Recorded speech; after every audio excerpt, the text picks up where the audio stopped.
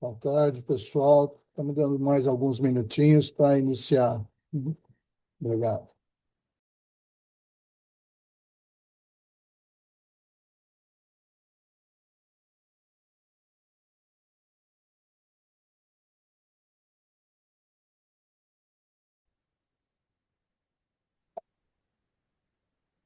Muito bem. Boa tarde a todos, então. Obrigado aí pela presença. Nós vamos dar início, então, a mais um web encontro, a PMEC Brasil, nesse caso, sobre o IFRS 18, que é o CPC 51, e os reflexos na análise de investimentos. Ah, Antes de eu apresentar os nossos convidados, eu queria lembrar a todos que podem fazer as perguntas no chat e a gente vai colhendo aqui para passá-las no final. Nós vamos também ter gravado esse evento, que depois ficará disponível no YouTube da PMEC Brasil, aberto inclusive a todos, vocês podem também divulgar. Pediria que todos deixassem os seus microfones fechados. Eventualmente, nas perguntas, a gente pode, se não tiver aqui no chat, de repente abrir também ao vivo, se tivermos tempo para isso, na medida que o tempo é curto, com um assunto que não é tão simples quanto alguns podem estar pensando nesse momento. Isso é o que a gente vai ver com os nossos especialistas. Portanto, nós temos aqui hoje conosco o Patrick Matos, que é diretor executivo de contabilidade e impostos da CIT, CPA, nos Estados Unidos, membro do Fórum Global de Preparadores do FRS Foundation e também membro do CPC, que vai, portanto, abordar a nova estrutura dessa demonstração de resultados, classificação das atividades, subtotais, obrigatórios, diferenças, enfim, em relação ao IAS 1. Temos o Oscar Malveste, professor Oscar, professor da FGV de São Paulo, em Finanças Corporativas, consultor especializado em criação de valor, EVA e VEC, que vai abordar os efeitos e indicadores, comparabilidade entre empresas e eventuais ajustes em modelos de valuation, o que é efetivamente muito relevante para as nossas discussões. E o nosso debatedor, que é o Alexandre Moreno, que é o nosso gerente técnico, meu braço direito e esquerdo aqui na PMEC Brasil, na área técnica, e que, portanto, vai fazer alguns questionamentos antes da gente abrir. Então, teremos um tempo para perguntas de vocês, como eu disse, podem estar passando aqui pelo chat e eu vou anotando. Então, sem mais, nesse momento, eu já passo para o Patrick para a sua apresentação. Obrigado, Patrick, por favor. Obrigado, Haroldo. Olá, pessoal. Prazer aí estar com vocês. Muito obrigado também à APMEC pelo espaço e oportunidade de trazer esse assunto. Não posso deixar de dar também um abraço especial aqui ao meu amigo, mentor e parceiro no crime, professor Eliseu, que eu vi que está aí escondidinho. Professor, sempre bom estar com você aí, né, nos fóruns. Bom, pessoal, eu já vou colocar em tela aqui a minha apresentação. Só vou pedir a gentileza de confirmarem se está em tela aparecendo cheio certinho. Foi, né? Legal. Bom, pessoal, falando da IFRS 18, nosso CPC 51, que vai alterar de maneira bastante significativa a apresentação das demonstrações financeiras e afeta em especial também nota explicativa com muita informação valiosa para o usuário, em especial o usuário, investidor e analista, né? Então, antes de entrar um pouco na perspectiva da norma e o que ela traz, eu queria falar um pouquinho dos pontos centrais que trouxeram essa normatização e que iniciaram o projeto lá no IASB por volta de 5, 6 anos atrás. O primeiro ponto, uniformidade. Tem uma discussão que lá no IASB, né, eu participei bastante desse projeto aí com o staff do IASB, que sempre criava uma certa tensão com o analista, em especial, que é a uniformidade da demonstração financeira. A demonstração do resultado pela normativa atual, né, que é a IAS 1, sendo substituída no Brasil CPC 26, ela não tem uma estruturação padronizada entre subtotais, por exemplo, e classificação de certas despesas e receitas. E o que o IASB determinava, inclusive no framework das IFRS, em relação à uniformidade e comparabilidade, o IASB sempre estabeleceu que a uniformidade e comparabilidade não são necessariamente a mesma coisa. Na visão do IASB, a comparabilidade ela ocorre quando as informações, mesmo quando montadas de forma diferente, igualmente atendem às necessidades do usuário. Os analistas nunca gostaram dessa definição. Porque, na perspectiva de um analista investidor, o melhor é você ter coisas iguais, lado a lado, para poder fazer comparações. Né? Para o Oscar não ter que ficar quebrando a cabeça, realocando coisa de uma ponta para outra para fazer banana bater com banana. Então, isso começou a ser discutido nesse projeto também com uma perspectiva de garantir que haja uniformidade. E você tenha montagens de subtotais, por exemplo, que sejam uniformes e permitam uma análise mais apurada e direta dos resultados da companhia. Então, esse é o primeiro ponto central de discussão que levou à nova norma, que é, de novo, garantir uniformidade e melhor comparabilidade, e uma demanda muito forte dos analistas de mercado e investidores. Segundo ponto central, relevância. E aí um foco talvez até maior de preparadores, porque historicamente as demonstrações financeiras vêm perdendo relevância. E qual é a perspectiva de relevância que vem sendo perdida nas demonstrações financeiras, inclusive a partir dessas pesquisas do IASB? É porque a demonstração financeira ela é um exercício um pouco mais complexo. Países como o Brasil, em especial, que tem uma natureza litigiosa, muito legalista em relação a esse tipo de documento, a demonstração financeira ela é menos utilizada como instrumento de comunicação e mais utilizada como um checklist regulatório. Né? A gente vai nas empresas e fala com os contadores, olha, essa demonstração financeira aqui tem uma passagem que está muito longa, desnecessária, está falando de instrumentos que você não tem no balanço. E é muito comum você ter o feedback, mas sempre teve aqui e ninguém nunca reclamou. Se eu tirar isso aqui, alguém vai questionar, vai falar. Então, ela é muito vista como um checklist de compliance, isso afeta a comunicação. Outros documentos, por exemplo, um release, um MD&A, preparado pela administração, ele é escrito cuidadosamente na perspectiva do leitor. Então, utiliza a linguagem própria, foca naquilo que é relevante e você não se apega necessariamente à tecnicalidade de regulatório ou de demonstrações contábeis, né, ou de normas contábeis. Então, o que acontece? Historicamente, os investidores vão movendo cada vez menos para a demonstração financeira e mais para esses documentos. Além desses documentos, terem certas informações que não estão na demonstração financeira por não serem diretamente contábeis, como, por exemplo, as medidas de desempenho, os EBITDAs, os lucros líquidos ajustados, os lucros operacionais ajustados. Eles não estão na demonstração financeira, mas geralmente estão nas primeiras páginas do release, porque é importante para o usuário. Então, se há uma informação que é importante para o usuário, a discussão contábil foi, bom, por que não está na demonstração financeira, então? E esse é um componente importante de relevância. Então, tudo que permeia a nova norma, dentro do CPC 51, é basicamente em resposta a esses dois pontos, uniformidade e relevância. E para trazer aqui um pouco de cor a esse ponto, né, falando da uniformidade, por exemplo, quando se iniciou o projeto, o staff do IASB fez uma pesquisa para poder chegar à conclusão se de fato havia necessidade de um novo normativo. Né? E nessa pesquisa, o IASB olhou uma amostra de 100 empresas europeias de capital aberto e começou a verificar como é que elas montam a sua demonstração de resultado. Acho que esse primeiro dado eu não coloquei aqui no slide, mas só para comentar, dessas 100 empresas, 61 apresentavam o subtotal de lucro operacional. As outras 39 não apresentavam. Só que quando olhava essas 61 que apresentavam lucro operacional, elas apresentavam esse subtotal montado de 9 formas diferentes. Então você imagina que empresas que têm lucro operacional podem ser comparáveis, mas tinham empresas, por exemplo, que colocam o resultado de equivalência patrimonial abaixo do lucro operacional, outras colocam acima do lucro operacional, bem comum aqui no Brasil, outras colocavam depois dos tributos sobre o lucro. Então, por mais que você pudesse ter uma perspectiva que aparentasse comparabilidade, por ter um subtotal até com a mesma nomenclatura, na prática não tinha comparabilidade real, porque a norma anterior não explicava explicitamente aonde cada despesa e receita devia ser colocada na DRE. Aqui um outro exemplo interessante também é que nesse estudo, né, o staff do IASB também identificou que nessa amostragem de 100 empresas, a apresentação das despesas também é diversa. 42% das empresas apresentava por função.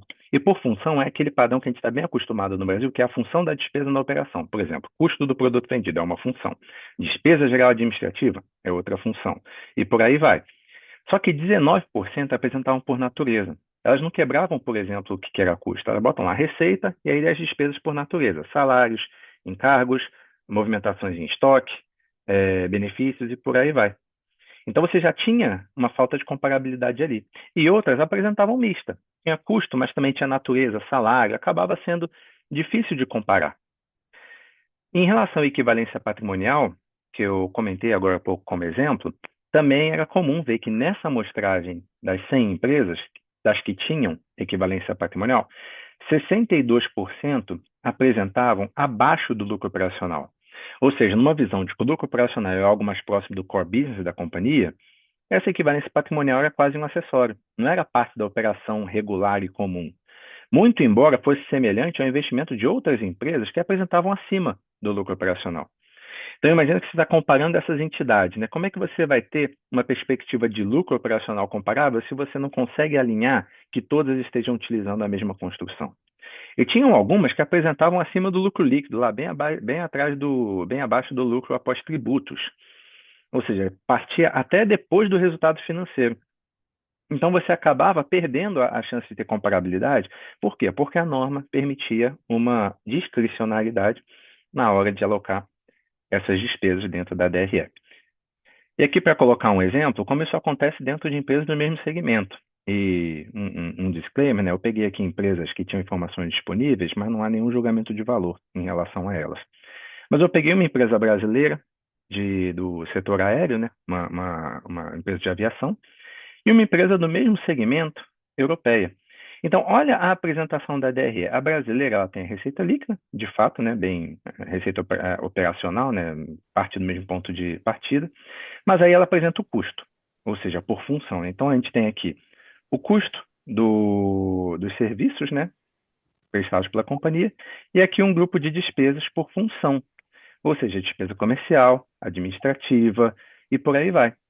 Quando você olha a outra entidade, de novo, no mesmo segmento, ela abre as receitas, ela até separou aqui, né, entre as receitas, entre aspas, regulares, né, das passagens aéreas e outras receitas auxiliares, mas depois ela não tem função, ela não tem custo aqui, por exemplo. Ela basicamente tem as naturezas.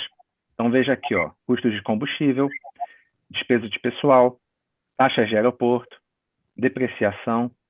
Então, imagina que o usuário, né, o analista que quer fazer uma comparação entre essas duas operações, ele tem muita dificuldade ao fazer isso a partir das peças. O que ele precisa? Ajustar os seus modelos sempre para poder fazer as informações baterem. Então, você acaba tendo essa dificuldade que demanda muita atenção, por exemplo, nas notas explicativas. E essa é uma grande reclamação de investidores que o IASB buscou endereçar dentro do projeto. Bom, em relação à relevância, como eu comentei antes, né, na medida que as informações vão sendo escritas em outros documentos que têm uma perspectiva direta da usabilidade do investidor, como MD&A e release, eles acabam preferindo, né, dando preferência a esses documentos porque facilita a sua compreensão. Muito por conta da forma na qual a demonstração financeira, né, ela acaba sendo utilizada, né, como um exercício de compliance. E, além disso, medidas de desempenho, EBITDA, EBITDA ajustado, lucro líquido ajustado e por aí vai, não estão na demonstração financeira. Estão geralmente nesses releases e documentos que as companhias preparam com visões e muitas das vezes são não só preparados pela administração, mas há consultores de comunicação que participam desse processo para garantir que a mensagem é bem recebida. Então, isso é importante. E na medida que isso é um aspecto significativo e relevante para o usuário, vale a pena a gente garantir que isso também esteja na demonstração financeira no exercício de relevância. Então, essa forma de endereçamento dentro do projeto para essa visão mais significativa da DF. Bom, e aí falando de maneira direta, olhando para o resultado, eu peguei aquele exemplo da empresa brasileira de companhias aéreas, e o que não muda? O que não muda é isso aqui. Receita continua sendo receita, e lá embaixo o lucro líquido e também a seção de tributos, eles não se alteram, se mantêm basicamente como estão. Então, quando a gente olha a estrutura de uma DRE, ponto de partida e o ponto final se mantêm exatamente inalterados. Por outro lado, tudo isso aqui muda. Tudo que está no meio é alterado numa perspectiva principalmente de trazer maior comparabilidade na hora da montagem dessas informações.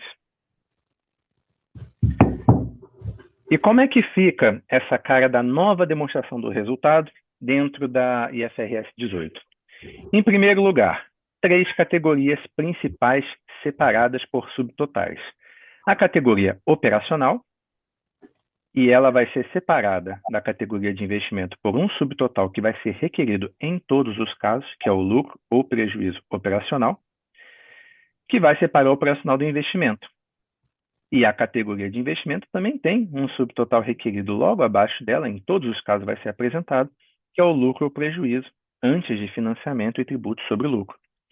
E depois dessa categoria vem a categoria de financiamento, de maneira muito semelhante ao que já acontece na DFC, muito embora não seja um cruzamento perfeito entre DFC e DRE, mas a segregação tem a ideia de botar claramente separadas as funções dessas despesas e os resultados oriundos dessas despesas numa perspectiva da companhia e como ela utiliza essas despesas e receitas para poder chegar à sua lucratividade final. Ela tem também aqui no final duas outras categorias menores, mas que também já existiam de certa forma, que é tributo sobre o lucro, ou seja, imposto de renda e contribuição social. Ela já existia como um grupinho separado, né? Não muda muito em relação ao que a gente tinha anteriormente. E também um grupo aqui de operações descontinuadas, que basicamente também reflete as empresas que têm ativos mantidos para venda, né? Que também são operações descontinuadas e são apresentadas separadamente. Isso aqui também já existia. Então, pessoal, essa é a visão da nova DRE que vai ser aplicável às companhias pelo IFRS 18. E como funciona essa quebra e por que o IASB buscou separar? Eu vou deixar o operacional por último, porque ele é basicamente um residual, e eu vou explicar por quê. Mas, em primeiro momento, por que o IASB separou o que é de investimento? Porque, segundo o IASB, feedback de usuários, em especial investidores e analistas, indica que eles não querem que esteja misturado no resultado das operações ativos que geram retorno amplamente independente de outros ativos. Então, imagine que a companhia ela tem um bond, tem um título público que gera retornos, né, gera juros, no caso bem comum do Brasil. Esses retornos que vêm a partir desses instrumentos financeiros, eles são amplamente independentes de qualquer operação. Você pode não vender nada, você pode estar com o negócio indo para o buraco. Se você tem uma NTN, ela vai te pagar juros na data específica, né? Se você tem, por exemplo, algum outro investimento que te gera retornos de maneira distante da operação, por exemplo, você é uma companhia aérea, no exemplo que a gente utilizou, e você tem um galpão ali parado. O seu negócio não é de alugar galpões, mas está com um galpão ali parado, você pode alugar para alguém. Isso está descasado da sua operação. E ao alugar para alguém, você vai receber retornos por esse aluguel. E esses retornos são amplamente independentes do core business dessa entidade. Então, esses retornos ficam aqui na categoria de investimento, não se misturando com as demais categorias. Então, essa é a visão da categoria de investimento, ou seja, tudo que a gente tem, por exemplo, no resultado financeiro, que é receita financeira, lembrando que nessa construção o resultado financeiro basicamente deixa de existir. E eu vou passar um exemplo ali na frente. Ele vai ser trazido para outras categorias, por exemplo, receita de aplicações financeiras virá aqui para cima. E aí a gente tem financiamento. A visão do IASB, segundo eles repassada por investidores, é que eles também não querem misturado nas operações resultados e efeitos, principalmente de juros, né, sobre passivos, que se refletem mais sobre como a companhia estrutura o seu capital, como a companhia tem o seu capital basicamente financiado por terceiros, capital próprio. Isso não pode estar misturado nas operações. Então, o que entra na categoria de financiamento que não é resultado financeiro? Entra basicamente efeitos que surgem sobre passivos e somente passivos, sejam eles de dívida ou outros passivos que não são dívida, mas que estão sujeitos a juros. Fornecedores, por exemplo, tem um fornecedor que tem um financiamento implícito, tem um ajuste a valor presente ou uma fluência de juros. Aquilo vai ser apresentado no financiamento, porque é um juro implícito. Então, dentro de financiamento, a gente só terá efeitos de passivos associados à dívida ou outros passivos que estejam sujeitos a juros. E no operacional, o que acaba sobrando para o operacional? A perspectiva do operacional é que, na prática, tudo aquilo que não cabe em investimento ou financiamento, por essas definições que eu falei agora há pouco, vai vir para cá. E a visão do IASB é que, no geral, será o core business da companhia que estará previsto aqui no lucro operacional. Que o lucro operacional basicamente vai ser o resultado da categoria operacional. E vai trazer o core business, mas também vai trazer itens não recorrentes e não usuais. Porque muitos desses itens não vão estar dentro das definições do que é um investimento e do que é financiamento. E se não cabe aqui, tá, custo de reestruturação. Vai para cá, dentro do operacional.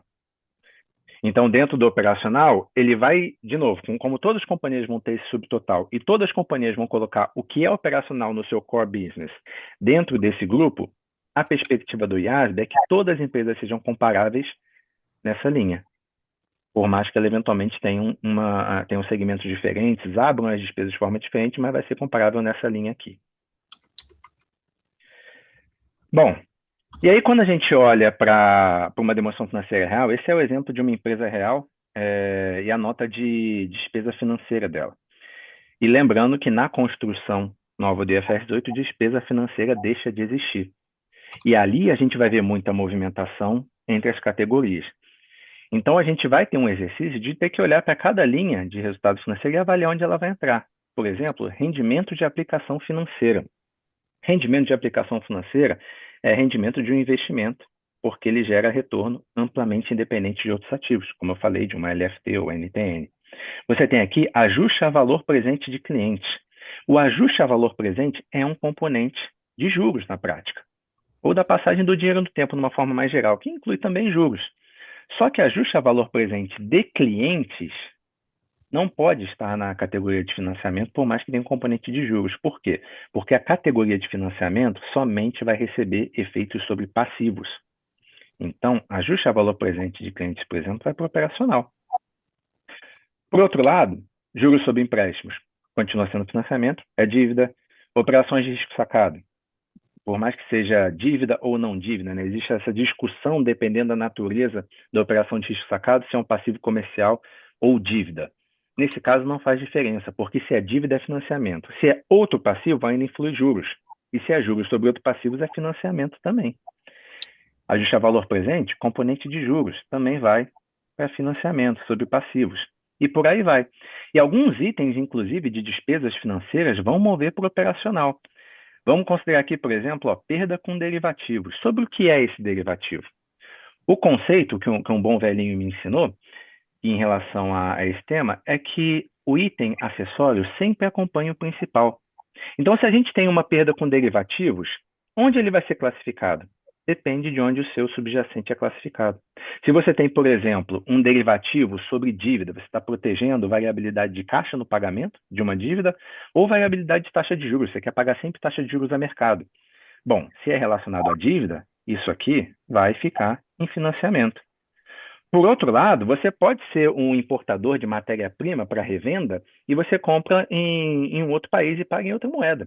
Você vai fazer a sua projeção de budget hoje e você vai comprar só daqui a 5 meses. Só que você já quer ter uma trava na sua margem. Você não quer ficar sujeito à volatilidade e não saber quanto vai ser a sua margem. Você vai lá e contrata um derivativo para proteger o caixa na compra dessa mercadoria para quando você fizer a venda do estoque ter a margem protegida. Bom, se você está protegendo margem, para onde isso vai? Vai para o operacional, porque isso aqui é parte do seu core business, comprar e vender. Se você tem um investimento, uma aplicação financeira num país sujeito a um risco um pouco maior e você contrata um derivativo para proteger a volatilidade do valor de mercado dessa aplicação financeira. Aonde os resultados da aplicação financeira são apresentados? Em investimento. Logo, o derivativo vai para lá também.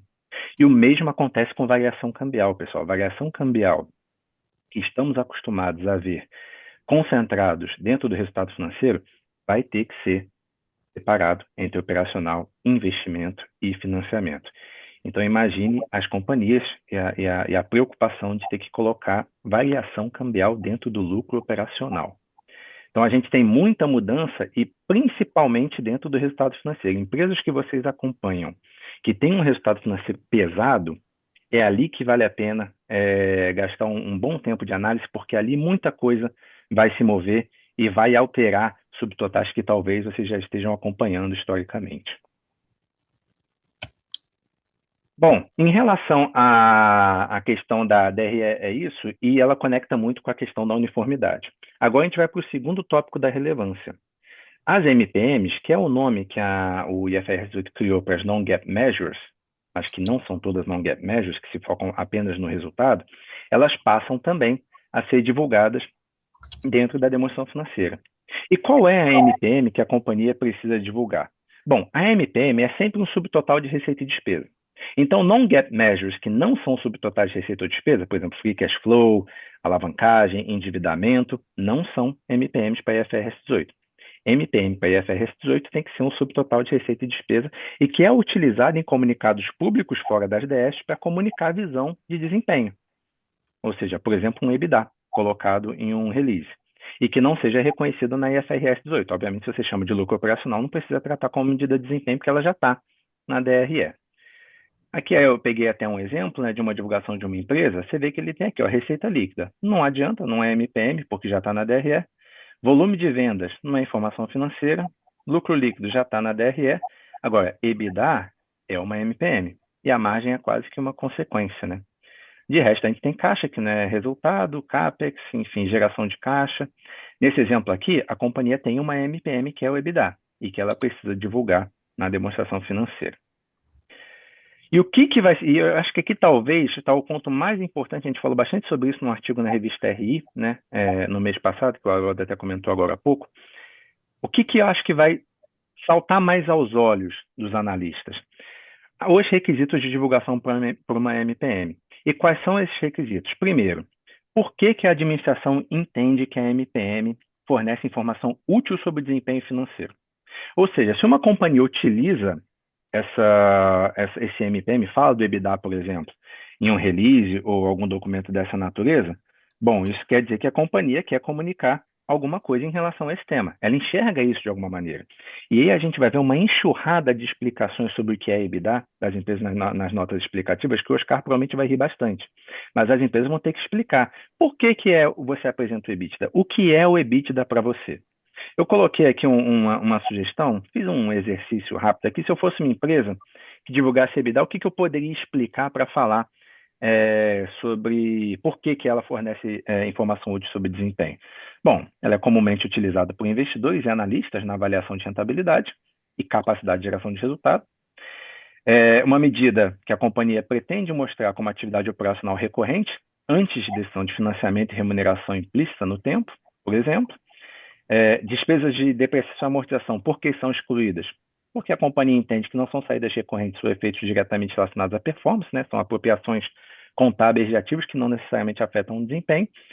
Então, concordando um pouco mais ou um pouco menos, ainda assim a companhia vai ter que explicar isso para o mercado em nota explicativa, um requisito que não pode ser excluído. A companhia tem que explicar para cada EBITDA, para cada MPM, seja EBITDA, EBITDA ajustado, lucro líquido ajustado, qualquer que seja, por que ela utiliza e por que ela fornece informação útil para o usuário.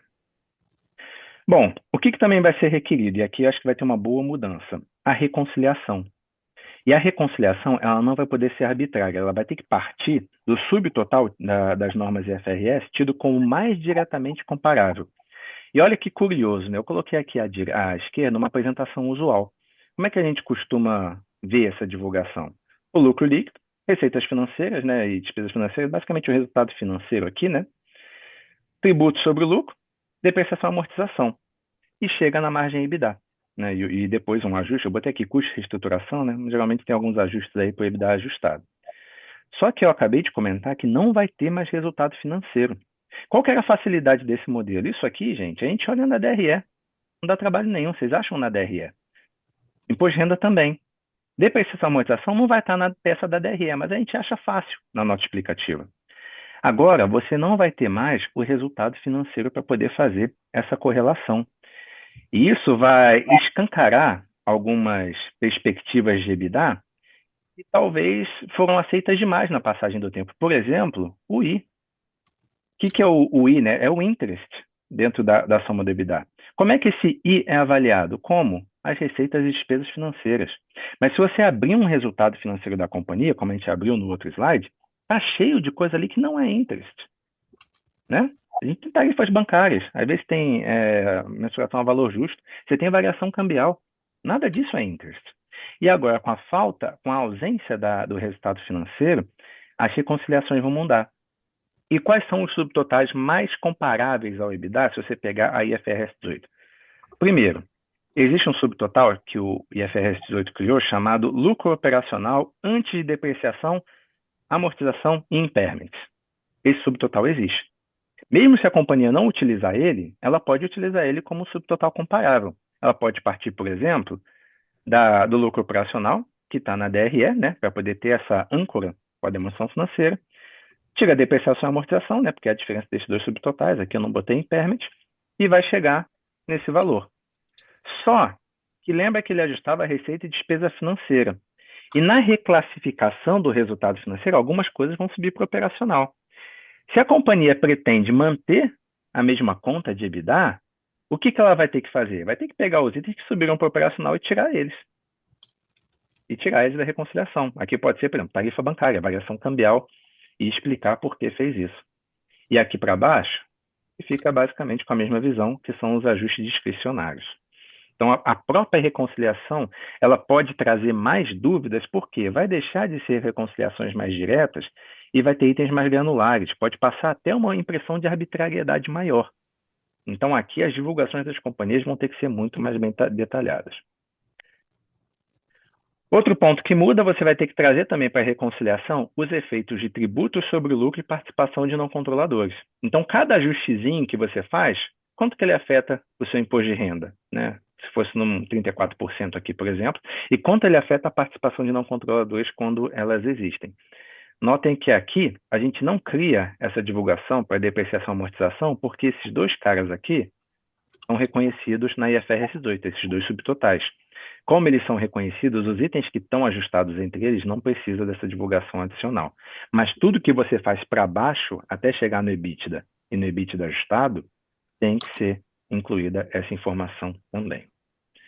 E por fim, e talvez na minha opinião mais interessante, tudo que você ajusta discricionariamente, o nosso exemplo aqui do custo de reestruturação, tem que ser explicado no detalhe. Assim como seria o caso da variação cambial, né? No exemplo anterior que eu coloquei os itens ali. Tudo que você ajustar depois do subtotal reconhecido tem que ser explicado. Então, por exemplo, custo de reestruturação. Por que a companhia ajusta e por que a companhia trata isso como não recorrente? Porque tratar um item como não recorrente, pela IFRS 18, você é obrigado a definir sua política. Como é que você define que um item é não recorrente? Você pode ter impairments, por exemplo, que se repetem ano a ano, por mais que a natureza seja não recorrente. Então, eu coloquei até uma explicação aqui possível de um ajuste, né? Uma companhia que fez uma reestruturação de um país para o outro e explicou que é uma decisão estratégica motivada por incerteza regulatória e que a companhia não espera realizar reestruturações semelhantes no futuro, né? E fala um pouquinho sobre onde está na demonstração financeira e os efeitos de impostos. Isso vai ficar para vocês podem dar uma olhada na sugestão, mas tudo que for ajustado, impairment, custo, variação cambial, o que quer que for ser tirado do EBITDA, a companhia vai ter que ser muito mais transparente até do que ela é em divulgações com reguladores maduros, como a SEC, por exemplo. E aqui, pessoal, fechando, eu coloquei algumas mensagens de como eu entendo que o analista já pode começar a questionar a administração das empresas. As empresas já estão, em grande medida, trabalhando nessas alterações que já são vigentes a partir de 1º de janeiro de 2027. A AstraZeneca, inclusive, umas 2 semanas atrás, soltou no seu relatório anual de 2025 uma página dedicada ao IFRS 18 e com as perspectivas dela do que pode alterar. Já foi uma divulgação bastante interessante. Então, acho que vale a pena ter na mesa com as empresas como que a companhia espera que a IFRS 18 altere essa apresentação da DRE, essas reclassificações, o que a companhia está planejando, em especial quando isso afetar algum subtotal importante, como, por exemplo, o lucro operacional, né? Em especial, quais linhas que estão em resultado financeiro poderão migrar para o operacional? Essas aqui acho que vale muita atenção, porque invariavelmente terão mais despesas do resultado financeiro indo para o lucro operacional. Se esse lucro operacional vai ficar próximo do EBIT, né? Se parar para pensar, o EBIT é a grosso modo, uma tradução de lucro operacional, né? Mas quando a gente olha essa construção de EBITDA e EBIT, pode ser diferente. Quais métricas usadas em releases serão tratadas como MPMs, né? Se o EBITDA ajustado, por exemplo, atual vai ser mantido, porque, como a gente passou anteriormente, a construção do EBITDA ela vai mudar. Será que a companhia vai, de fato, aproveitar isso para alterar o seu cômputo do EBITDA? Ou ela vai fazer a conta para chegar no número que ela historicamente chega para facilitar as discussões, né? Isso é importante saber. Se a companhia vai representar séries históricas, né? Ou seja, se ela muda o EBITDA, ela vai mudar para trás também ou vai ficar sem comparabilidade? Se afeta covenants, muito importante, né? Muitos covenants são pautados em non-GAAP measures e normas eventualmente acabam afetando essas questões de covenants ou metas de remuneração. A gente viu isso com o IFRS 16, por exemplo, que mudou as medidas de remuneração de muitas companhias, né? Porque a amortização passou de ser uma despesa e passou a ser excluída do EBITDA. E quais julgamentos, pensando no setor como um todo, né, da companhia, vão ter um maior impacto, além, obviamente, do guidance que eu acabei não comentando. Então, acho que essas são questões que já podem ser levantadas com as empresas e podem ajudar vocês também a ter uma clareza sobre o que esperar. E é isso, pessoal. Eu agradeço e estou à disposição aí do que vocês precisarem em relação a dúvidas e questionamentos. Obrigado. Obrigado, Patrick, muito bom. Tem muito conteúdo aí para todo mundo refletir. Eu quero passar a palavra imediatamente ao Oscar, mas queria pedir ao Marcelo Vieira, a gente tem tentado se comunicar, para, por favor, mutar o seu microfone antes do Oscar começar. Obrigado. Oscar, está contigo. Obrigado. Valeu.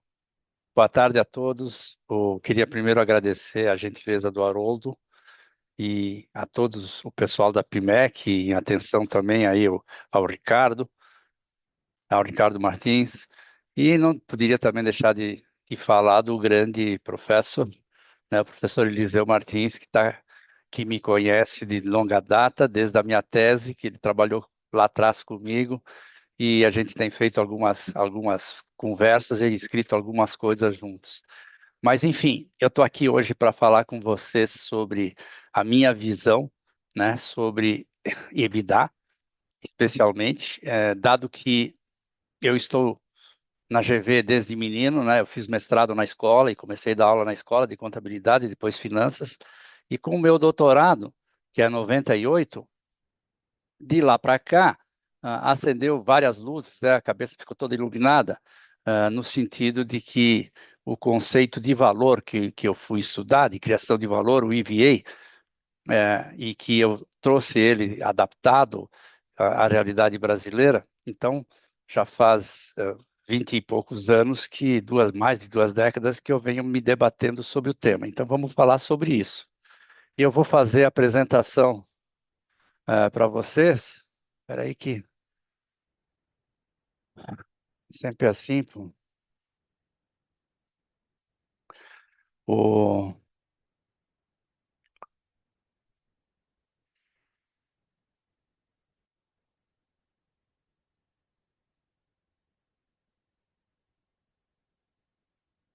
Pronto. Então vamos lá. Eu vou falar dos KPIs de criação de valor versus a visão do EBITDA. Então, a visão que a gente tem quando a gente fala em criação de valor é que o objetivo de uma empresa, se é que eu e você somos sócios da empresa e a empresa abriu capital, o primeiro objetivo é valorizar a empresa. A empresa tem que ter valor, né? Se nós colocamos o nosso dinheiro no risco, é para que esse risco associado à gestão dê melhor valor para as empresas no mercado. E o conceito de criação de valor traz uma outra importante variável, né, que eu vou falar aí para você sobre o custo de oportunidade do dinheiro do acionista.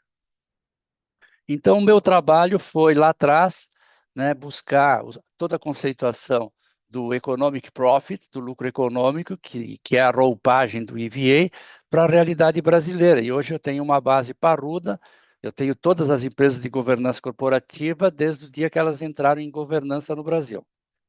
E incorporei as empresas da tese que foram incorporando no índice de governança. Então, vejo que lá em 2001, que foi quando eu apresentei a tese, né? Surpresa, em termos de surpresa, qual foi a surpresa? Que no Brasil, poucas empresas conseguem remunerar o custo do capital, ao contrário das empresas nos países desenvolvidos. Então, tudo que eu li, que eu estudei, que eu continuo me atualizando, nós estamos na contramão, historicamente, né? Ou seja, o nosso retorno é baixo para o nível de custo de capital que nós temos no Brasil, né? Então, lá atrás, só 15% criavam valor. Esse número mudou, foi para 20, foi para 25, foi para 30, foi para 35, hoje está em torno de 20, 25. E eu, no tempo, fui trabalhando esse material. Então, hoje, né, eu estou na 19ª atualização da base de informações lá da tese lá atrás, né? E a 14ª base é do meu livro, que depois eu falo para vocês, o livro de criação de valor. Essa é a minha base. Então, se você for ver na primeira coluna, IGC, você vai ver no item 8, 218 empresas, dos quais eu tenho 203 na minha base. Por que eu não tenho os 15? Os 15 são bancos, são uma entidade totalmente diferente, e alguma outra empresa que possa ter recuperação judicial ou coisa do gênero. Então, associado, veja que o Ibovespa é 75 das 203, o ISE 69, né? E como eu tenho outras empresas que eu faço análise, que eu venho trabalhando, ou por consultoria, ou por interesse, ou por comparação dentro da consultoria, então eu chego a 275 empresas na minha base. Dessas 275, lá na linha 10, eu estou falando do trimestral. Esse número já evoluiu agora de 2025 para 26. Eu tenho praticamente todas as empresas de governança e algumas que eu trato de forma diferente, todas elas trimestral, anual equivalente. Então, a minha base é realmente grande. Qual o objetivo de uma empresa? Historicamente, os livros e tudo aquilo que a gente aprendeu, historicamente, a gente falava em maximização do lucro. A gente não fala isso. A gente fala que o objetivo de uma empresa é criar valor ao acionista e aos stakeholders. E como? Vocês estão vendo que tem um tamanho de dinheiro aí? Esse tamanho de dinheiro ele varia pela massa cinzenta dos gestores, do conselho. Quais as decisões importantes? Primeiro, investimento. Decisão mais importante. Não tem outra decisão mais importante. Segunda, como eu me financio, quanto próprio quanto terceiro. Quarta, preciso remunerar o acionista. Bom, com isso eu consigo valorizar uma empresa. Não valoriza porque essas decisões têm problemas. Isso aqui é o resumo de um artigo que eu terminei publicando com a visão de investidor, né? Esse artigo foi publicado a pedido do Haroldo e da PIMEC, né? Com visão de investidor. E aí eu peguei o meu artigo e disse assim, bom, deixa eu ver se eu produzo alguma coisa com o IA. Aí o IA produziu algumas coisas interpretando o meu artigo, certo?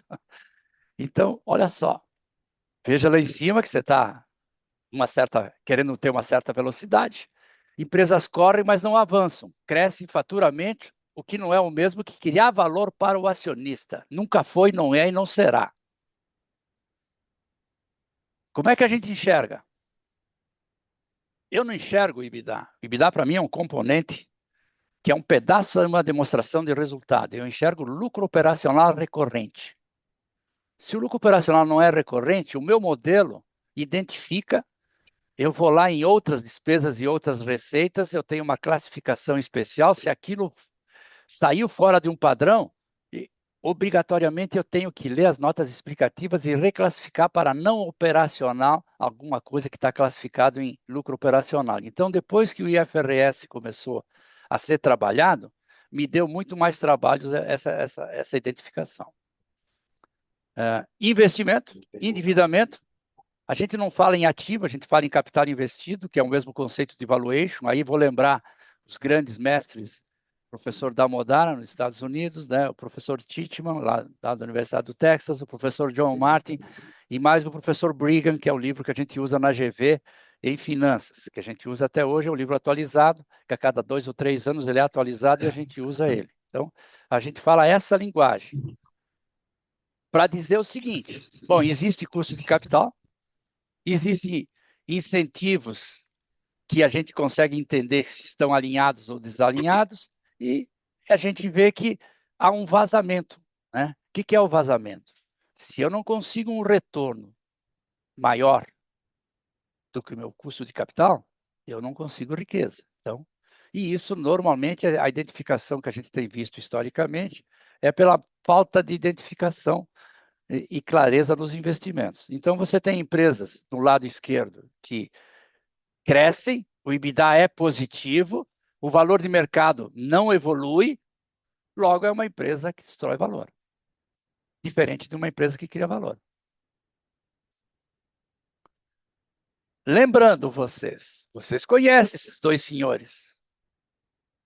Vocês sabem da magnitude do que é a cabeça desses dois senhores. Um deles já está rezando lá em cima para nós, o outro continua dando opinião. Mas eles são muito firmes naquilo que eles falam e naquilo que eles fizeram e fazem. Com a história da minha tese, eu comecei a falar de EBITDA em 2006. Então, vejo que tem 11 artigos, né, falando sobre EBITDA meu. Aonde que estão esses artigos? Se você quiser acessar, você entra no site do escritório, que é o meu nome, e você acessa. Eu vou citar algumas coisas, eu citei isso aqui como uma alusão à Avenida Paulista, né? O que eu quis dizer sobre o EBITDA? Esse artigo, ele foi relacionado, primeiro ele está escrito na revista RI, e depois ele tem os filhotes, né? Que é o quê? É uma análise da realidade das empresas de governança corporativa. Então, quando eu olho a classificação correta, o que é fluxo de caixa operacional, com o que é valor do EBITDA? O que é valor do EBITDA? Não é EBITDA ajustado, não. É lucro operacional mais ou menos o valor da depreciação. Acabou. Ah, não. É o conceito simples. Olha a diferença. Como que você quer dizer que EBITDA é proxy de fluxo de caixa? Cuidado. Cuidado. E aí eu evoluí um pouquinho mais. Eu fui ver as empresas que criam valor e as empresas que destroem valor, qual é o comportamento delas. Então, o comportamento delas é uma preocupação. Primeiro, a diferença de ROIC entre as que criam e as que destroem. A diferença de EBITDA entre um e outro. Casualmente, o número de investimento ficou próximo nos dois grupos de empresas. Mas olha a produtividade do CAPEX nas empresas, olhando por aquilo que o mercado gosta de olhar. Né? Então, por que as empresas destroem valor? É porque os investimentos não respondem, logo o lucro operacional não evolui, logo não remunera. Aqui, para lembrar que tem um professor muito importante, chama-se William Deming, e ele é um professor de processos, é um professor de automação, né? Lá nos Estados Unidos, que ele foi para o Japão lá atrás, na década de 50 para 60, ensinar o japonês fez melhor e o japonês veio e lá atrás, né, na década de 60 e 70, começou a infiltrar os Estados Unidos com produtos melhores, a preços melhores, etc. Então, por que eu faço essa visão? Nós temos uma visão de curtíssimo prazo. Esse é um grande defeito da nossa cultura. Nós sabemos olhar muito curto prazo. Uma empresa não é curto prazo, nunca foi curto prazo e não será curto prazo. Então, por que eu olho só curto prazo se a empresa é um ativo investido com visão de longo prazo? Aqui, eu faço uma listagem comparando o fluxo de caixa operacional versus EBITDA. Se vocês quiserem mais explicação do conceito, etc., os artigos são muito claros, então a gente está com pouco tempo, eu não vou entrar no detalhe da construção de A nem de B.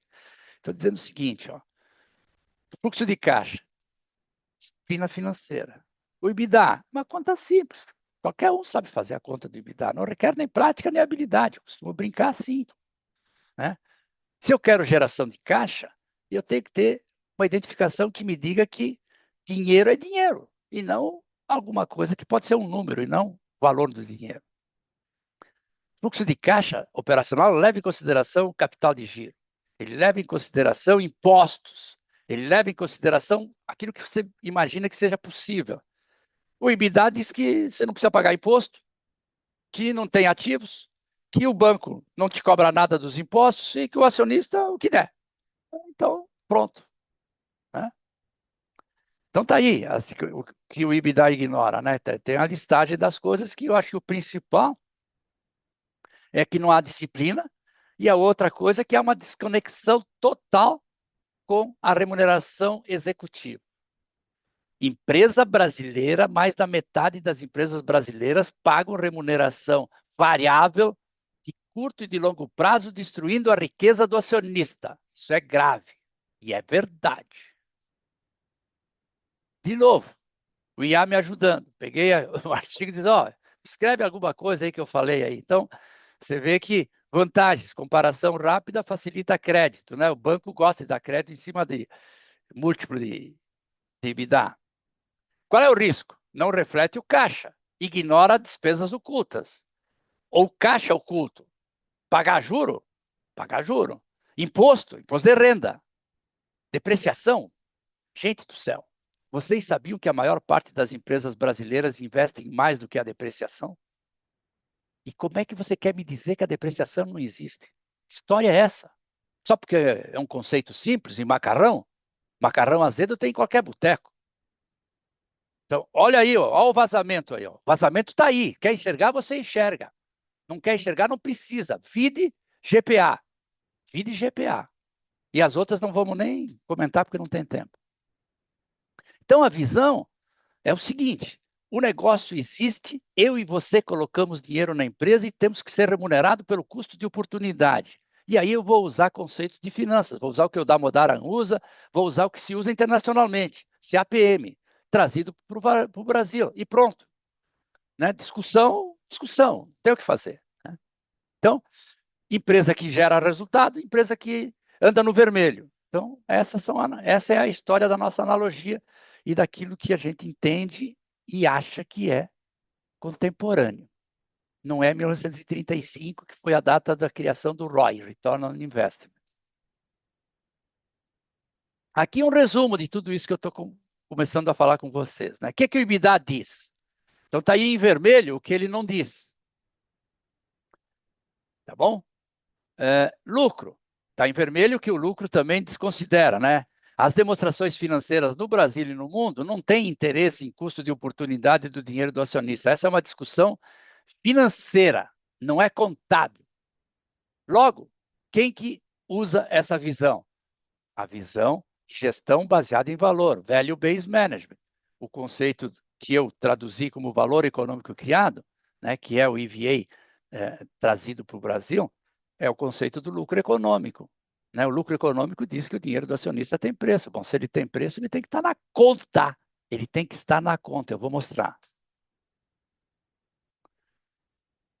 Eis que eu tenho feito alguns estudos sobre o comportamento da remuneração executiva no Brasil. Né?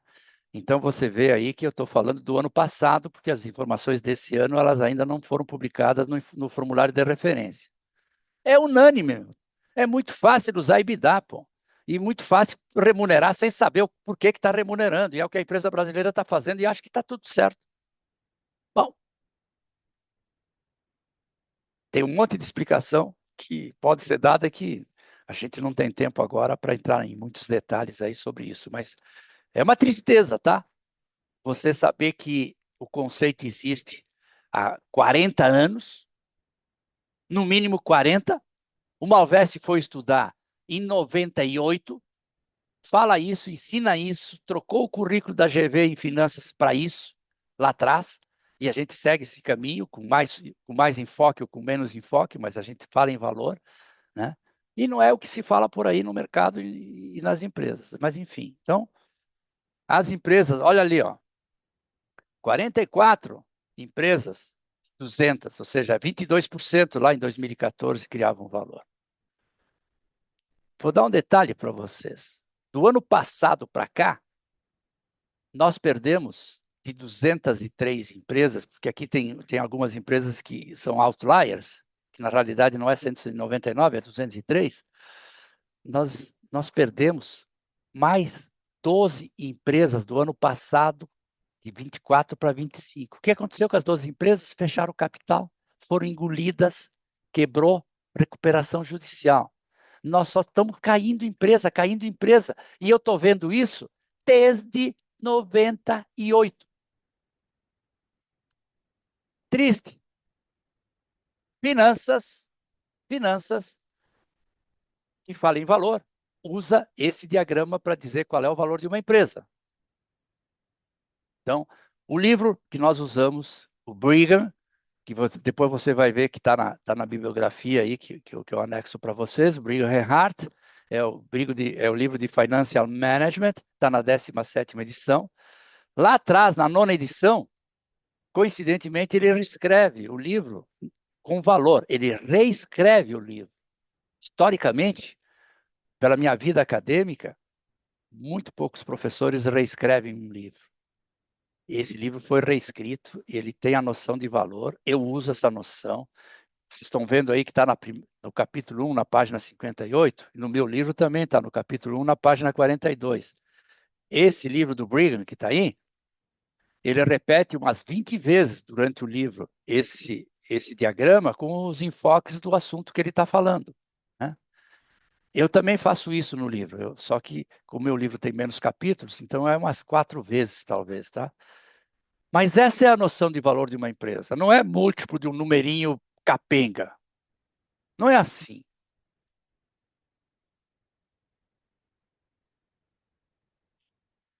O histórico do conceito que está aqui embaixo,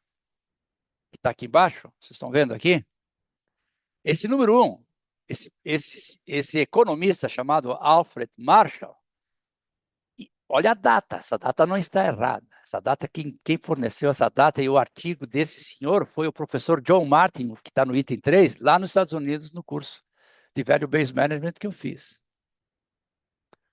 Olha que interessante. Em 1986, o professor Alfred Rappaport publica artigos e livros. Depois de ele publicar vários artigos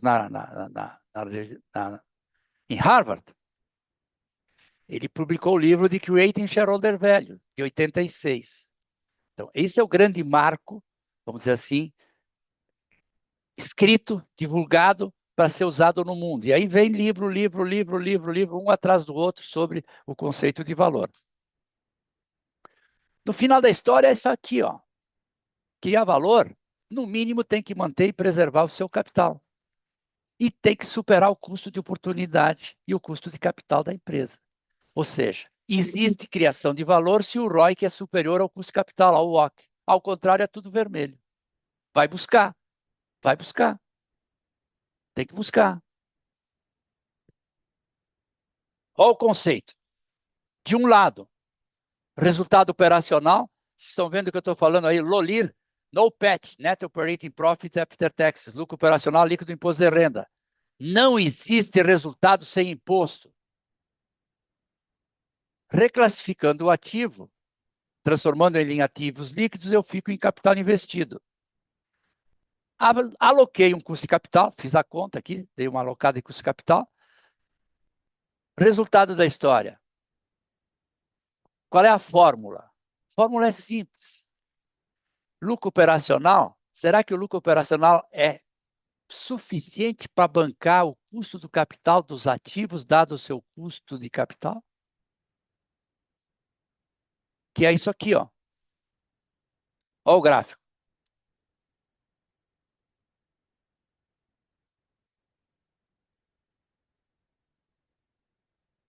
Ou seja, a empresa gerou 1,320, mas custa 1,300. Não é lucro, é lucro econômico, economic profit. E está aqui o exemplinho, ó. Aqueles 1.320, como é que ele é composto? Receita, custo, imposto de renda, lucro operacional depois do imposto de renda. O que é capital investido? É capital de giro operacional líquido, capital de giro operacional líquido. Não é o conceito macarrão azedo de ativo circulante menos passivo circulante. Esquece. É ativo circulante operacional passivo circulante operacional. Então, se eu tenho 5 ou 6 de ativo circulante, para 4 de passivo circulante, sobrou 2. Operacional, sobrou 2. Mais o longo prazo, 8, 10. O ativo pode ser 15. O passivo também é 15. O ativo pode ser 16. Vai depender da composição de como são as contas ativo e passivo circulante operacional. Fazendo a conta, 1.320 para 1.300, que é o exemplo que a gente deu os 20. Qual é o ROIC dos 20? Por que deu ROIC? Porque eu comparo, né, o capital investido, né, com o lucro operacional. Qual é o retorno? Não tem muita dificuldade de encontrar isso. Agora, por que das 200 empresas, olha o que eu vou falar, das 200 empresas, não chega a 40 que publica ROIC? Por quê? Porque o ROIC não responde e eles têm vergonha de dizer que o ROIC não responda. Não responde. Eles têm, só pode ser isso. Uma é isso e a outra é desconhecimento, o que é muito triste.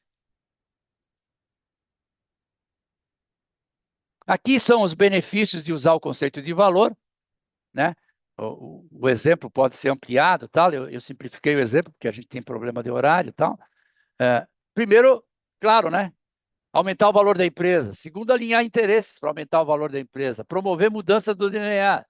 Quer dizer, eu tenho que ensinar que o conceito de valor está implícito que tudo que a empresa usa tem custo. O ativo tem custo. Por quê? Porque alguém financiou. O acionista colocou dinheiro. Ele pediu dinheiro emprestado. E não quis que o conceito que está por aí, que vamos que está dando certo. Não pode ser assim, gente do céu. E o conceito permite que você use alavancas para você entender aonde que é possível melhorias. E melhorias existem, são factíveis e tem que ir buscar. E a gente usa, né, nós incorporamos em toda a metodologia o valuation gerencial. Então, eu tenho um valuation interno aqui calculado para todas as empresas que estão na minha base. Eu tenho um calculado com as informações de mercado, e dadas as informações de mercado, eu consigo fazer uma projeção para dizer, bom, será que essa empresa vale o que ela está sendo precificada no mercado? O que ela precisa fazer para valer o que está precificada? Às vezes é diferente do passado. Existe uma expectativa futura de melhoria da empresa. A gente tem tudo isso. Cases. Quantos cases eu publiquei? Então, tem vários cases publicados, né? Se vocês tiverem curiosidade, né? Eles estão disponíveis, né? O mais recente foi o da agora em março, né? O do GPA. E o anterior, o Grupo Mateus e Americanas. Então, basicamente, era isso que eu queria falar para vocês. Sei a vocês que tem um livro de criação de valor que eu me esforcei e que publiquei, que quem quiser se atualizar e compenetrar no conceito, eu acho que ele ajuda, né? E está tudo disponível no meu site, o site está no meu nome você me acha, o meu e-mail você acha, está lá no site, não tem nada que não esteja, vamos dizer assim, publicado. Pronto, seu Haroldo. Obrigado, Oscar, muito bom. Tem muito conteúdo também, acho que o pessoal está se divertindo aí ouvindo vocês dois. Agora, inclusive, Oscar, vou até tenho uma questão, já que você falou do seu livro aqui, só para adiantar, do Gustavo Lima Campos, ele diz assim: procurei o seu livro, não encontrei facilmente. Aonde encontrar? Vale a pena mesmo sendo de 2021? No Amazon, ou então na editora, né? Você entra no meu site, eu te dou a explicação da editora, mas na Amazon tem o livro, não tem, vamos dizer assim, é a única a livraria para valer que funciona na internet, entendeu? Eu diria assim para você, primeiro que hoje ele está um pouquinho defasado, sim, mas não vamos esquecer que ele foi lançado em 2023. 2 anos, na realidade, 1 ano de defasagem, que 2023 tu tá publicando 2022, e eu fui até 2021. Qualquer livro internacional, a diferença entre a evidência e o que está publicado é de 3 a 5. O que eu quero te dizer é que os conceitos não são passageiros, eles são massa cinzenta, tá? Eles são massa cinzenta. E lá tem 2 exemplos reais de 2 empresas brasileiras, uma que cria valor e outra que destrói valor. O que que eu fiz? Busquei as informações que você busca. Fui na CVM, estão lá as informações com as contas direitinho, bonitinho e tal, tá toda a conta feita. Ó, Oscar, vamos lá. Mas só que ele está falando que não está disponível, então você precisa disponibilizar. Depois você Tá bom, checa aí e fala para a gente. combinado. Vamos seguir, então. Obrigado, Oscar. Valeu. Vamos lá. Temos agora algum tempinho para o Alexandre Moreno fazer algumas questões. Eu estou aqui pegando as questões que estão sendo colocadas aqui no chat e, após o Alexandre, a gente faz as perguntas para vocês. Alexandre, por favor. Bom, boa tarde, pessoal. Haroldo, obrigado pela oportunidade de participar do web encontro. Professores, Patrick, Oscar, excelentes apresentações. O Patrick trouxe para nós a visão da nova estrutura da demonstração de resultado. E está batendo na porta, né, professor? 2027 está aí, então realmente é tema bastante relevante.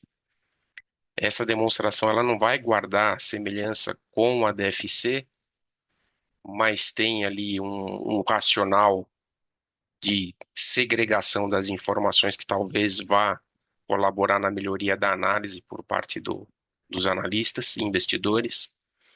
O Oscar trouxe uma visão para nós relacionada à criação de valor e também tangenciou a discussão da remuneração dos executivos.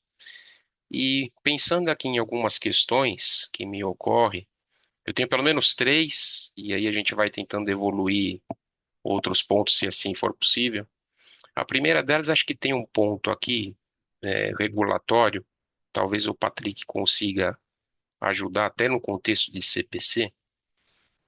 A CVM ela emitiu, há alguns anos atrás, uma instrução, salvo engano, a 357, professor Eliseu me puxa a orelha aqui, se eu errar, que fala sobre o cálculo do EBITDA. Ela foi objeto de revisitação, por conta que a CVM passou a emitir resoluções, e hoje a gente tem uma vigente, salvo engano, de 22, discutindo a temática do cálculo do EBITDA.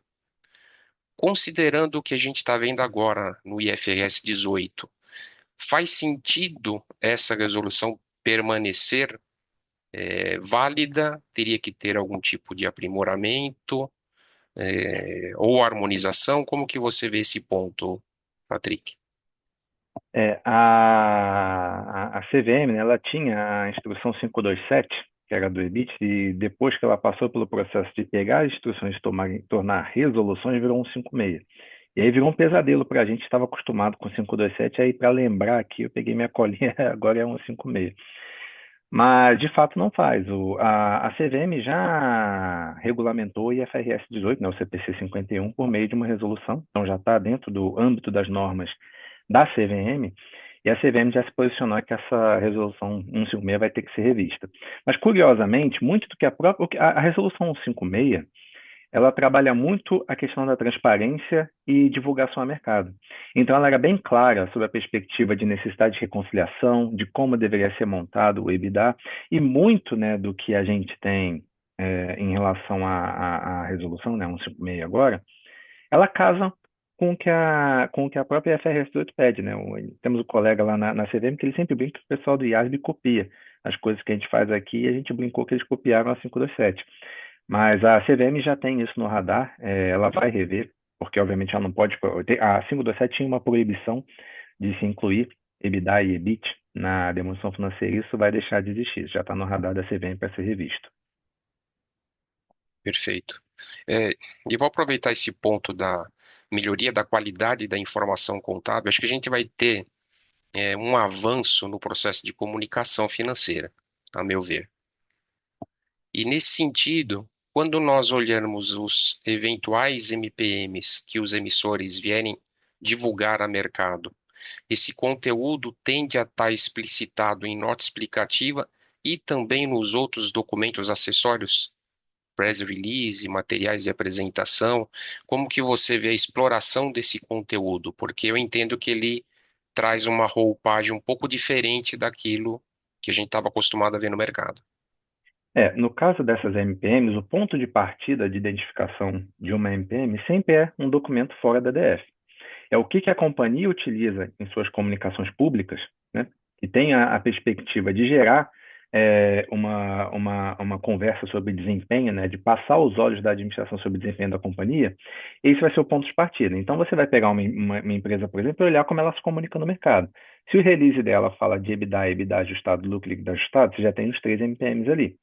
Então, a fonte de identificação das MPMs vai ser sempre esses documentos que são acessórios aí às demonstrações financeiras, né, que são colocados numa perspectiva de comunicação de desempenho, de novo, geralmente MD&As, release e por aí vai, e dali é o ponto de partida para identificar a MPM e trazer para a nota explicativa.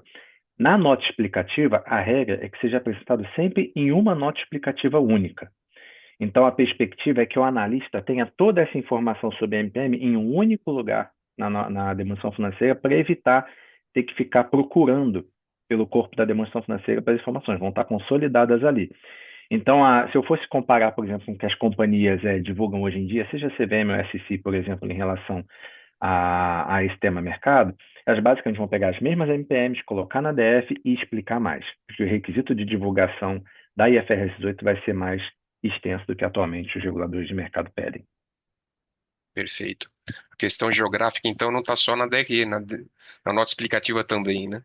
E se parar para pensar, a gente tem uma prática aqui no Brasil e a gente estabeleceu meio que uma regra de liquidez na apresentação da demonstração financeira. Então, você começa lá o balanço, vai no não circulante, a primeira linha é caixa, depois contas a receber e por aí vai. E chega na nota explicativa, caixa, contas a receber, aplicação financeira e por aí vai. Uma visão que é inclusive mais comum lá fora é você ir para uma perspectiva de relevância. Então, é muito comum você ver notas explicativas que começam pela receita. Por quê? E ali talvez seja de maior interesse para o usuário, ou de informações por segmento. E muito tem se falado no mercado que as MPMs, por serem tão significativas, tendem a começar a ser apresentada antes. E aqui no Brasil, como a gente tem uma prática um pouquinho diferente, mais por liquidez, vai ser interessante ver como as empresas vão se adaptar. Mas a tendência é que, de novo, a informação mais importante, mais material, já esteja na cara do gol ali, do leitor da demonstração financeira. Perfeito. Eu tinha deixado até anotado aqui a questão da preferência pela liquidez versus o que a gente está observando aqui. Obrigado, professor. Oscar, pensando aqui um pouco na questão da criação de valor e da remuneração também dos executivos, você traz, ao longo de toda a trajetória de pesquisa, as limitações envolvendo o EBITDA, claramente, e também do ponto de vista da gestão financeira, a importância do ROIC ser superior ao WOC, porque é aí que você vê criação de valor. A gente tem uma oportunidade aqui com o IFRS 18 de poder, de repente, ter um olhar um pouco mais cuidadoso para as discussões envolvendo capital de giro e métricas específicas de investimento e financiamento que permita diminuir toda a reclassificação que os analistas atualmente fazem nos seus processos de análise? O que lhe parece, professor? Não, eu acho que a gente está evoluindo. Eu acho que essas informações agora, elas vão melhorar as informações. Agora, elas não têm a unicidade de dados que a gente precisa para a gente calcular ROIC. Então, quando você olha um pedaço da demonstração de resultado, que é o que nós estamos falando aqui, e a forma de abrir a demonstração de resultado, eu diria assim para vocês, eu faço isso desde que eu voltei dos Estados Unidos, desde 98. Então, já faz 28 anos que eu faço isso, tá certo? Então, por quê? Não existe resultado sem o ativo que a gente chama de capital investido, e não existe capital investido sem o capital financeiro, que no conceito de valor, por que a gente chama de capital financeiro? Porque todo dinheiro tem preço, não importa a origem. A origem do acionista não quer dizer que o dinheiro é de graça, e as demonstrações financeiras dizem que é o dinheiro que é de graça. Então, essa concepção de finanças, ela precisaria ser incorporada, e não é no princípio contábil e não é nas normas contábeis que eu vou ver isso, entendeu? Quer dizer, é um passo bem superior, é como se eu estivesse no telhado da casa, né? Então, eu não posso facilitar com o telhado porque vai chover, porque eu vou ter problema, entendeu? Então, é, o conceito de valor, ele é muito firme. E por que que ele é firme? Porque ele veio junto com o conceito de valuation. O conceito de valuation, ele não é desassociado ao conceito de criação de valor. Só para quem não tem profundidade técnica, que você vai perceber que ele poderia estar desassociado. Não, ele não está desassociado. Então, para você calcular ROIC, claro que essas novas normas vão ajudar muito, porque o teu lucro operacional vai estar mais, vamos dizer assim, transparente, né? Então, lucro operacional menos o imposto de renda, lucro operacional líquido do imposto de renda, mas eu vou ter que reestruturar o balanço para entender o que é o capital investido de curto e de longo prazo, o que é capital de giro operacional líquido e o que é o não circulante, como contrapartida, quem financiou e o custo de quem financiou. Então, aí eu estou trabalhando de forma integrada e não de forma standalone. Então, aí que eu acho que é o grande passo. Então, o fato de eu ter uma melhor informação, ótimo, ótimo, né? Mas ainda tem um probleminha, que até o Patrick falou. O não recorrente, ele está no meio do operacional. E se você não tiver clareza com isso, você tem um operacional que pode não ser operacional, né? Então, eu tenho a preocupação de entender isso, aonde eu pego a média dos últimos anos. Se no último ano saiu fora da média, eu vou ver por quê. Porque me dá trabalho, mas eu vou lá e reclassifico. Entendeu? Por quê? Para chegar mais próximo. Isso olhando de fora. Se eu estiver na empresa, aí vamos botar todas as cartas em cima da mesa e vamos fazer a coisa 100% correta, entendeu? Então, estamos evoluindo, mas temos muita coisa para fazer para saber o que é ROI, né? E depois para saber calcular custo de capital. Alexandre, mais Obrigado. uma pergunta para a gente passar para as do público, então, por favor. Selecionando mais uma aqui, eu acho que vale a pena a gente falar um pouquinho sobre eventuais conflitos que essa norma possa ter com a nossa lei das SAs. E entendo que espécie de endereçamento poderia ser dado. Bom, quando a gente fala de conflitos com lei das SA, eu e meu amigo o professor Eliseu Martins temos um compêndio, né, professor, que cada ano que passa a gente adiciona novos itens ali. E a gente tem, inclusive, os nossos preferidos. O meu preferido, por exemplo, antes da IFRS 18, é o ganho de compra vantajosa, né, professor? Que não existe. Na lei das SA diz que você tem que reconhecer um passivo e ir realizando. Você tem correção monetária de reservas de capital. Então, existem diversos itens que, hoje em dia, já são, de certa forma, conflituosos com as IFRS antes mesmo da IFRS 18. E a própria lei das SA, ela é, de certa forma, conflituosa, porque aí o professor tem toda a história, né, desde lá dos idos de 2010, quando foi o projeto, enfim, aliás, depois, né, professor? Não, foi 2010, não, foi 2000, nos anos 2000, não foi, professor? Não vou me lembrar, o professor Eliseu que vai se lembrar. Mas desde que discutiu no Congresso a lei das SA e a forma na qual foi se passando e ajustando a lei na adoção das IFRS no Brasil, a contabilidade continuou lá.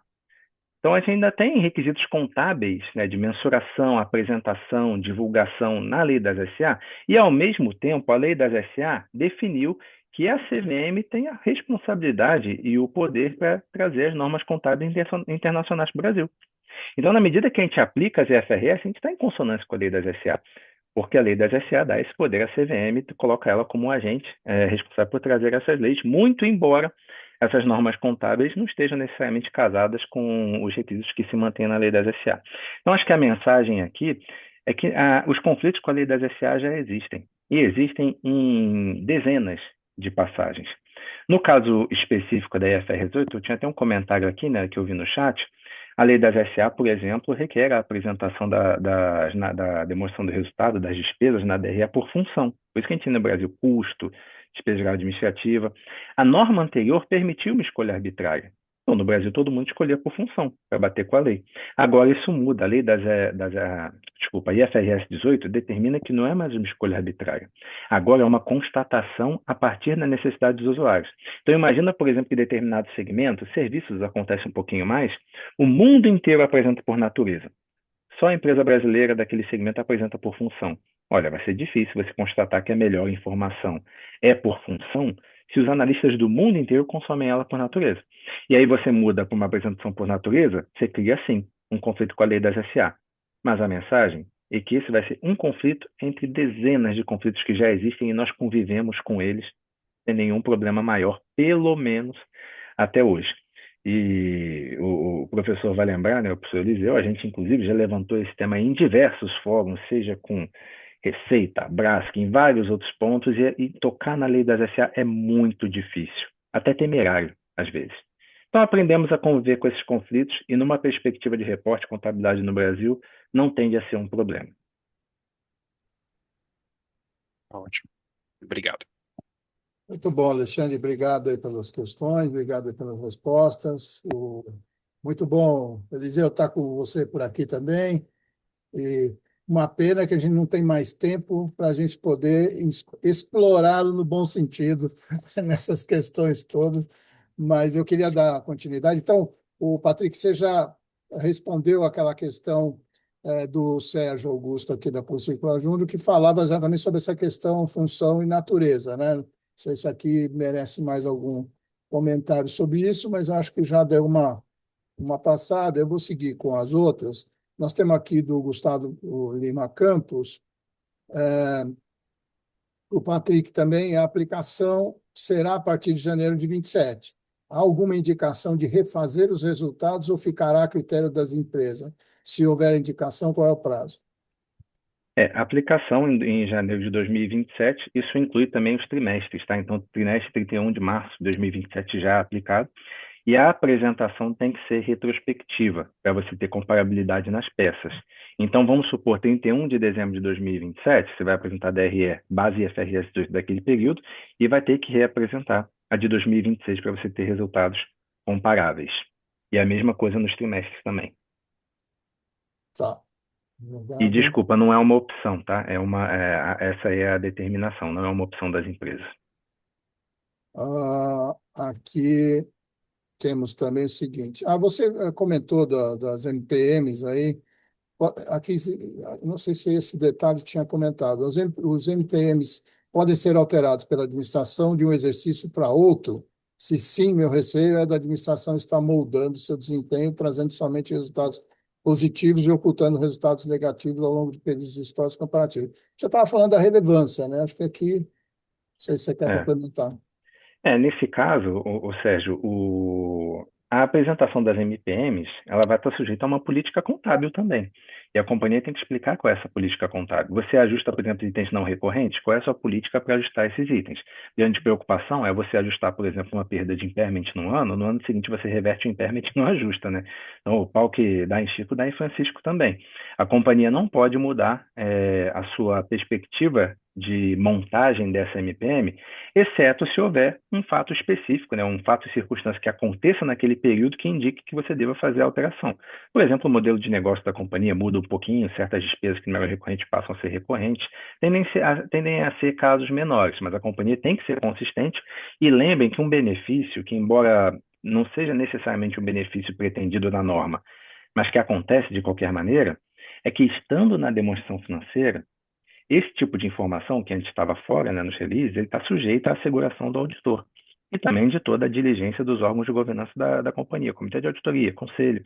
Então, a perspectiva é que isso traga um benefício acessório, que é maior diligência, maior grau de asseguração em relação a esses itens e maior também cuidado da companhia em relação à natureza dessas divulgações, né?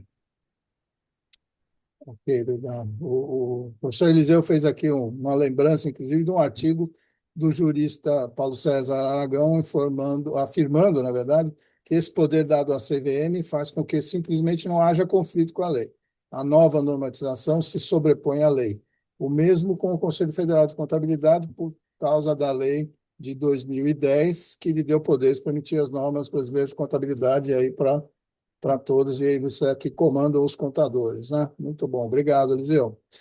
Ah, temos aqui ainda Patrick, do Sérgio Augusto aí novamente.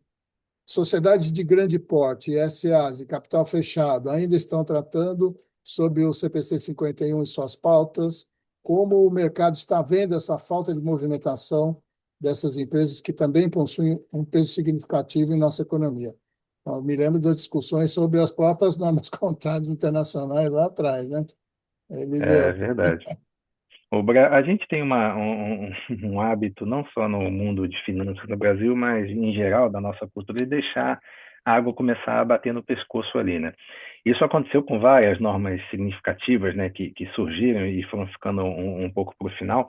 No caso do IFRS 8, eu particularmente tenho começado a ver as empresas se movimentando mais agora. Eu acho que o grande risco aí é que essa norma, se ela fica muito fechada na perspectiva da contabilidade, do time de reporte, você abre uma janela aí de possibilidade de erro enorme, porque isso envolve comunicação com o mercado. Então, imagina que vocês, como analistas, por exemplo, que acompanham o lucro operacional de uma empresa, de repente recebem um lucro operacional completamente diferente.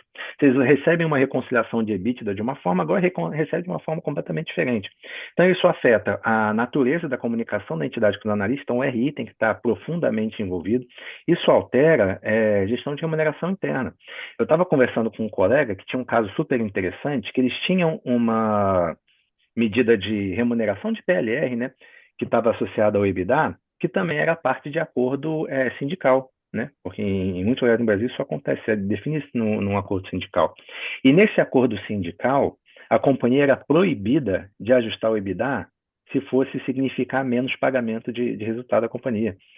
Então imagina, como é que você faz essa quebra? Você comunica um EBITDA para o mercado e para pagar o pessoal você comunica outro? Você vai pagar mais para o pessoal internamente desprezando um item não recorrente? Que transparência é essa? Então tem várias questões que podem surgir que às vezes não estão no radar do time da contabilidade. Vai estar com o pessoal de remuneração, vai estar com o pessoal de RI, vai estar com o pessoal da gestão interna também, do FP&A. Porque como é que você vai fazer os seus budgets, preparar o orçamento, que a gente está preparando o orçamento agora para 2027, as empresas, né? Você vai orçar como? Na DRE antiga? Não, tem que orçar já na DRE nova, para você comparar com o actual. Então, acho que o grande desafio aí, Sérgio, eu diria que é quando essa discussão está muito na contabilidade, ela não está passando para as outras áreas da companhia que vão ser afetadas profundamente. Muito bom. Aliás, agora com as normas também relativas à sustentabilidade, indo para as demonstrações, para o financeiro, enfim, esse casamento que para nós é super relevante, vai fazer com que aqueles que ainda não têm uma gestão realmente integrada o façam, né? Quer dizer, essa discussão desde o início das normas contábeis internacionais, da integração na gestão para poder resolver esses assuntos fundamentais, e agora mais ainda porque com as normas de sustentabilidade isso passa a ser mais relevante e muito mais difícil, né? Sem dúvida nenhuma, porque é realmente uma novidade. Meus caros, eu queria agradecer muito ao Patrick, ao Oscar, ao Alexandre e a todos aqui. Queria passar para vocês, Patrick, primeiro o Oscar, depois Patrick, depois o Alexandre, as últimas palavras aí antes da gente finalizar. Oscar, por favor.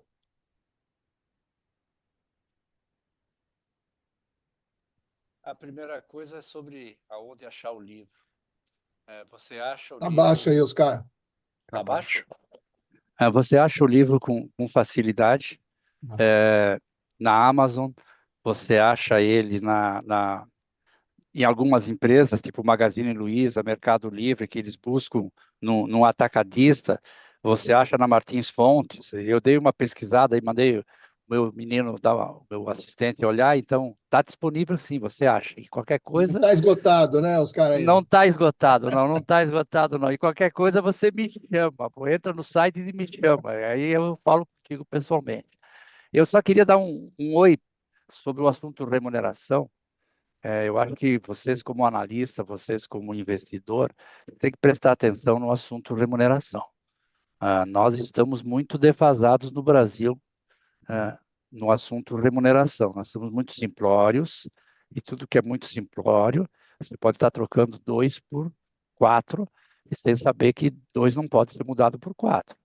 Então, nós temos um problema, vamos dizer assim, de entendimento, e o problema do entendimento é que a empresa tem que ser sustentável economicamente.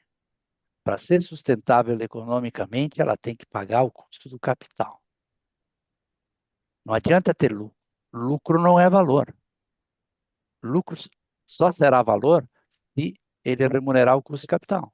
Senão ele não é valor. Ele é um residual contábil. Então nós temos que prestar atenção nisso. Tá bom, gente? Fala, Haroldo. Obrigado, Oscar. Patrick. Obrigado, Haroldo. Na verdade, só agradecer o espaço. É muito bom ter essa interação com o time de mercado, né, analistas. Nos apoia muito quando a gente trata de discussões sobre normatização contábil, né, em especial porque a contabilidade ela é útil na medida que ela traz valor, né, não valor na medida do Oscar, ó, valor mais abstrato. O Oscar vai me corrigir aqui. Mas é valor para o usuário. A contabilidade saiu há muito tempo de uma visão clássica de escolas antigas, que a contabilidade era feita para ela própria, tratada como quase uma ciência endeusada. Assim. A contabilidade ela é útil porque ela provê informação de qualidade para a tomada de decisão. E cada vez mais a gente vem caminhando na perspectiva da normatização contábil com muito foco em usuários, em especial analistas e investidores.